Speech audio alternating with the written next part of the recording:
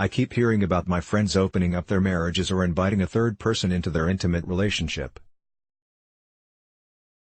This may have been considered taboo in the past, but it is becoming more and more accepted as mainstream while we redefine the rules of intimacy. Many people are choosing to be a part of this emerging relationship culture that was born from the desire for more freedom within committed partnerships.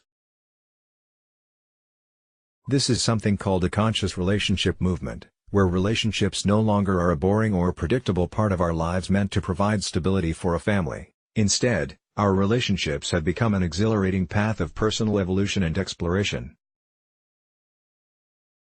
One of the most important aspects of any relationship is communication, and these new relationship dynamics require us to stretch beyond familiar ways of communicating. The type of communication that's required to maintain an open marriage or polyamorous dynamic is far more involved than what is required to maintain a traditional partnership.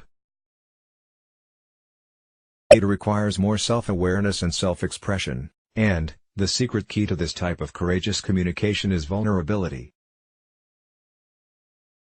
Without being committed to open-hearted communication and vulnerability, relationships will often fall into codependent patterns that keep us disempowered. It keeps us subconsciously playing out the relationship dynamics we witnessed as children.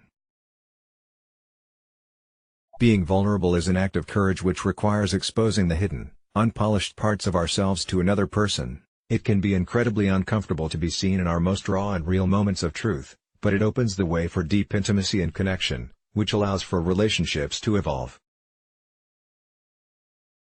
Most of us learn to cover up our vulnerability at a young age and have never unlearned this self-protective mechanism. The truth is that what kept us safe as children, keeps us trapped as adults. Unfortunately, when we stop ourselves from being vulnerable, we also deny ourselves one of the most satisfying parts of intimate relationships, being seen and loved for who we truly are. Most of us are holding on to a fear of abandonment from our childhood, and so, we respond with the emotional maturity level of a child when confronted with something that appears to be threatening. The reason for this is that a part of our energy has become trapped in that moment we first learned to hide our vulnerability, and so we express our emotions in erratic and childlike ways. Vulnerability is being willing to be seen in places where we are afraid to even see ourselves. We must be willing to go through the temporary discomfort of vulnerability in order to reveal our raw truth. Our truth will allow for more tenderness, realness, and closeness. Expressing vulnerability builds intimacy with ourself, which is the only way we can be intimate with others. Without vulnerability there is no intimacy. One thing I see again and again when I work with couples is that intimacy dwindles as comfort increases. One reason for this is that we become so comfortable that we don't want to disrupt it by bringing our innermost thoughts, emotions, fears, or triggers to the table. We stop feeding tension, and erotic tension, in hoping that it will keep the bond safe.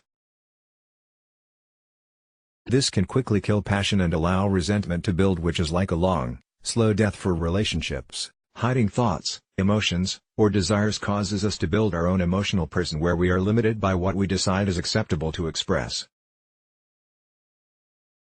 Beyond our comfort zone of those prison walls lies the freedom of being known and loved for who we truly are. When we don't have anything to hide, we are free.